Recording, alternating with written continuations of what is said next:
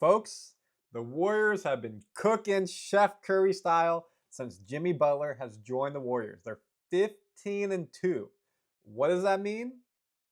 We have moved up the playoff standings from a play-in team just out of it to solidly a playoff team. Last night, the Wolves lost. Great for us. We're a game up on them. We own the tiebreaker on Minnesota. However, the Clippers are right behind us, and they own our tiebreakers. Why? Why? Because those games. Excuse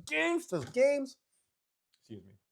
Those games early in the season when Clippers were on a back-to-back and they beat us. And I told you, I kept saying, you have to beat the teams you want to beat because when it comes down to crunch time at the end of the season, what does that mean? Those tiebreakers matter. And if we aren't a playoff team, we're a play-in team because the Clippers beat us on 2 back-to-back games. It's going to be so frustrating.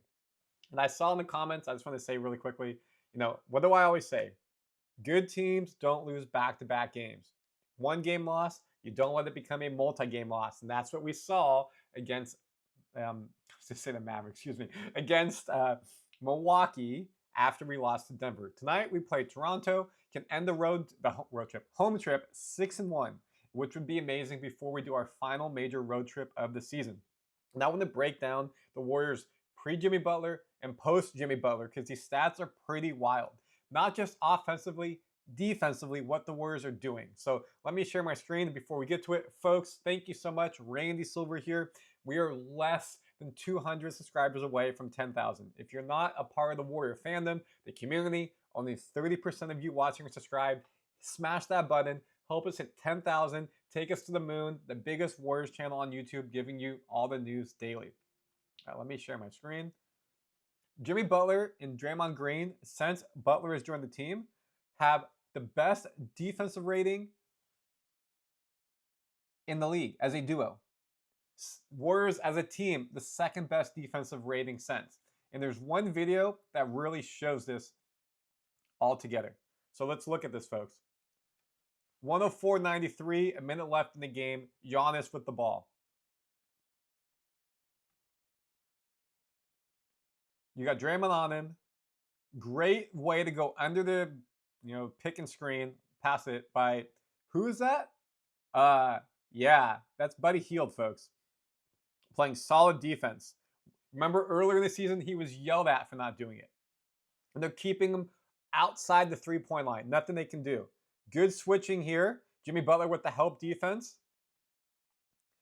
Draymond back on Giannis, isolated, nobody around. Good shuffle to the baseline, beats him to the spot. You got Buddy coming from behind, off. Giannis ain't trying to pass that ball, and it affects that shot. But wait, he passes it to Damian. I broke down the video after the game. How many times did Lillard get caught ball watching? Right here, GP2, ball watching a bit, but in the right spot to be able to close out on Lillard. Not even thinking about the shot right here. Quick pass. Jimmy, BP, both getting out to the man. Now, obviously, you have 2-on-1 here. Someone's open, but Buddy is aware, and it gets out quickly. Now, you put Draymond in a bind where he's got 2-on-1. He's got Prince and Giannis. He's got to split the defense. Because of Buddy's closeout, it really doesn't give him a chance to pass to Giannis, and Draymond's in the lane. Now you have 7 seconds on the shot clock. Draymond gets out. And look, folks, look at the rotation. Jimmy could have just sat there. No, he gets in the paint knowing he's got to help out because the bounce pass, the pass over the top to Giannis could get them the win. Draymond gets up in the air. I know he wouldn't want to do that, but does a great job not fouling, creating a tough shot. And what happens? Clank. Warriors get the rebound, go back, and they win the game. I mean, still, if they would have made that, that's tough. But that's the type of defense we've seen consistently by this team. So if we look at the stats, folks, look at the stats. Look at the time frame I put. October 1st, 2024 to February 6th, 2025. Basically, pre-Jimmy Butler. You look at points per game Warriors, 113. Remember when we started 12-3, we were basically top 3, top 5 in everything. Here, middle of the pack, 113. You look at, obviously, the wins. We are at this point 40-29. But before that, we weren't. So, actually, 1 second. Where are the Warriors? Yep. 25 and 26, 111 points per game. So not ideal. If you look at our plus minus rating, let's go down to Warriors, minus 0.04. So that's your efficiency on offense and defense. It's not good whatsoever, folks. And I know we're looking a little bit offensively. If you look at our field goals made, 40 a game, and field goal percentage, terrible, 44%. Sorry, 44%. Terrible. Now, this was the worst. Our free throw percentage pre-Jimmy Butler was last, 72%. And I harped on this so much. How can you be such a good three-point shooting team, but be terrible at shooting the ball from the free throw line? You look at three-point, we were kind of middle of the pack at 36%. Now, can I take it to defensively? It won't allow me to show it defensively. Points given up. I think I can do an ESPN. I'll go to that in a second. So now, if we go to post Jimmy Butler, let's go to that, to today. Get stats. Points per game. Warriors 118. We have gone up 7 points a game since Jimmy Butler has come. Obviously now, what's our win and loss record? 15 and 3 in that scenario. You look at our field goal percentage. Warriors 15th right here. We're making 46 a game. Where were we? We're around 42. You look at three-point percentage, 15th, 36%. Not ideal, still a bit lower. But you look at free throw percentage, 83%. We're shooting the free throws 12% better, folks. Those matter. When you look at that, free throws made 20 a game out of 25. Before we're making around 9 to 12 a game. An extra 8 points is why you're winning and you're not having these closer games at the end. Yes, maybe they hit crunch time, but we're pulling away.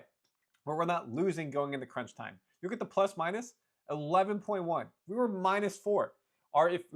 Our efficiency is so much better because of Jimmy Butler coming to the team. Yes, Kuminga's come back at the end of it, doesn't count. Brandon's playing better. Moody's playing better. Quinten Post has re-emerged or emerged. So the team overall is playing better, but this is massive for the team. And this is why when you look here, I talked about the standings. We're 8-2 in the last 10. We have a full game up on the Clippers and Wolves, but the Clippers have the tiebreaker. We are 2.5 games behind Grizzlies, 3.5 games basically behind the Lakers and Nuggets. That loss to the Nuggets without Jokic and Murray was tough. That really hurts. That needed to be a W. In that case, this would be 16. And then they would be at 14.5. Now, the good thing is we do have a manageable schedule coming up. I know I've shared a couple times. Let me just dive into it. If you look at the schedule, you got Toronto tonight.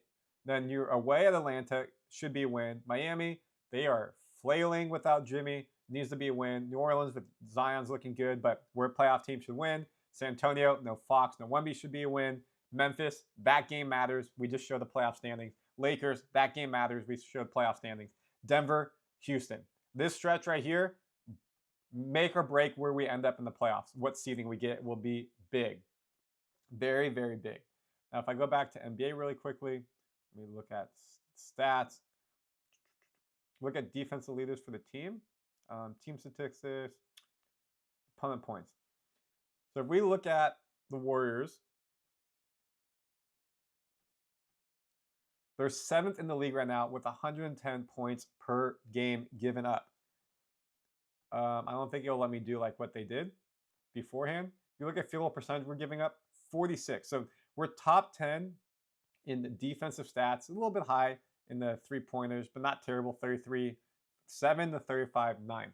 The Warriors have played much better ball since Jimmy Butler has come. I know we know that in the records and the standings, but when you look at the stats, you can see it. You look at the energy. Steph Curry, of course, mentally fatigued. We've seen the back issues. Can they do this basically 2-month run? 2-month run. They got the playoffs. You got the final part, the last 10 games of the season. Can they withstand Jimmy, Draymond, Steph in their upper to mid 30s? We're going to find out, folks, and we'll have a full breakdown for you after the game tonight. Subscribe, help us hit 10,000 fans, and let me know your thoughts in the comments.